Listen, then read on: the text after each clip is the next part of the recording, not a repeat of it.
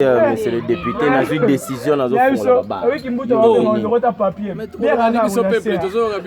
fond là-bas. On a décidé pour qu'on fasse ça, maladie vraiment couronné Zali. Mais couronné qui compte dans la bouteille à massa. Couronné qui compte dans ma bouma bat. Va client va couper. Client va préférer écouter Zwana, écouter massa. Et logo go fongo la pona ngeza ba église. Potozo raté ba louange. Natondi yo kol. Ah! Et ba msuba comme ça ba église ndeba musique. Soit que dimanche tende ya beli. Aswan samba ne boniko. Nini yango. Na kende église. Yo na daddy. Yo na daddy. Na funda na daddy.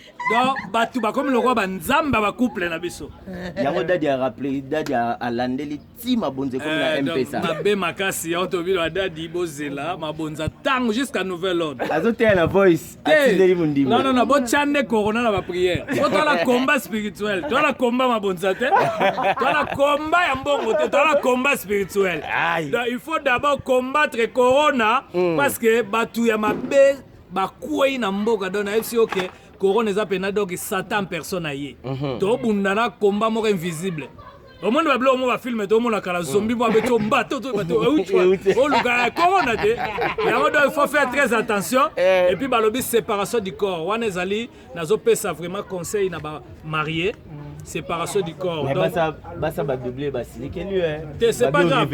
Mais si ko toye pas marié, est-ce que toi la katanda ko to lobi que séparation du corps jusqu'à nouvel ordre. Voilà. Parce que faut to na attitude de prière.